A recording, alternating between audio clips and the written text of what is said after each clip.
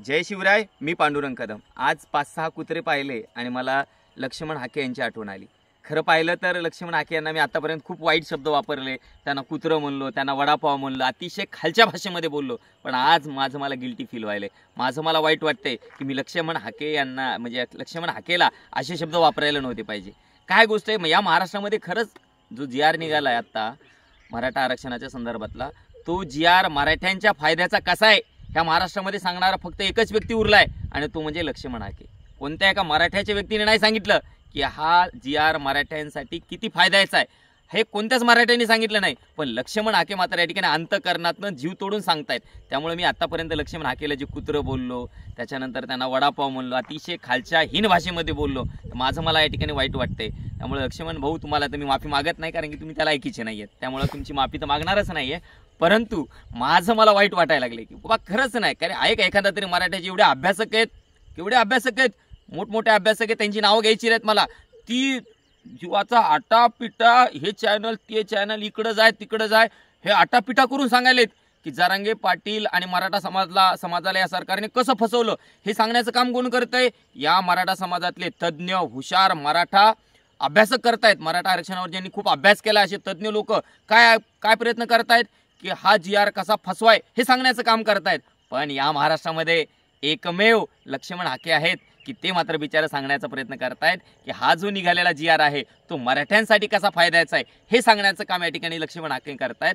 म्हणून मला लक्ष्मण हाकेबद्दल माझे आज जे चांगले शब्द निघतायत ना, मी आता लक्ष्मण हाके हा शब्दच वापरत नाही, कुत्रं वडापाव असे शब्द वापरतो. पण आज मात्र या ठिकाणी मी त्या लक्ष्मण हाकेला लक्ष्मण हाके म्हणायला का, कारण बिचारा अंतकरणातनं सांगायलाय ना, म्हणजे मराठ्यांना हा जी कसा फायद्याचा आहे हे सांगण्याचं काम त्या ठिकाणी ते करायला लागलाय.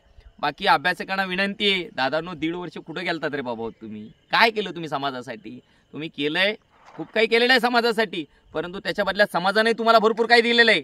त्यामुळं आता तुम्ही तुमचं शहाणपण सांगू नका. दादांनी आम्हाला भरपूर काही दिलंय आणि दादांच्या पाठीमागे यामागेही आम्ही मराठा समाज होता, आताही आहे आणि भविष्यात काहीही झालं तरी मराठा समाज या महाराष्ट्रातला मराठा संघर्ष योद्धा माननीय श्री मनोज जरांगे पाटील यांच्या पाठीमागे आहे. त्यामुळे तुम्हाला काही शिकायचंच असेल तर एवढ्या बाबतीमध्ये बरं का, कोणत्या ह्या जी संदर्भामध्ये जर तुम्हाला शिकायचं असेल तर लक्ष्मण हाकेकडून शिका. किती आटापिटा करायला विचारत आहे, किती समजून सांगायला लागले. अरे त्याला कळायला लागले, तुम्हाला कळणं किती येड्याचा खेळ म्हणावा लागेल. लक्ष्मण हाकेला कळायला लागले, पण या मराठा अभ्यासकाला कळानं तर ते असो. लक्ष्मण हाके, तुम्ही अशाच पद्धतीनं कार्य करत राहा. आमच्या तुम्हाला सदिच्छा आहेत. या जी बद्दल तुम्ही आणखीन 2-3 चॅनलवरती जा आणि समजून सांगण्याचा प्रयत्न करा. परंतु खबरदार लक्ष्मण हाके, तुम्हाला कुत्रं म्हणत नाही याचा अर्थ मी तुम्हाला माफ केलंय किंवा तुम्हाला मी चांगलं समजतो असं नाही. यापुढेही मराठा संघर्ष योद्धा माननीय श्री मनोज जरांगे पाटील आणि मराठा समाज याच्याबद्दल जर बोलत राहाल तर तुम्हाला कुत्रं नाही, त्याच्या पुढच्याही उपमा दिल्या जातील, पुढच्याही संबोधना तुम्हाला दिले जातील. त्यामुळे तुम्ही असं समजू नका की पांडुरंग कदमनी तुम्हाला कुत्रं म्हणणं सोडून दिलं म्हणजे या ठिकाणी माफ केलं. बिलकुल नाही. तुम्ही आणखीनही दादांच्या विरोधात आणि समाजाच्या विरोधात जर बोललात तर हा मराठा समाज तुम्हाला 100% उत्तर दिल्याशिवाय राहणार नाही. त्यामुळे तूर्तसा थांबतो.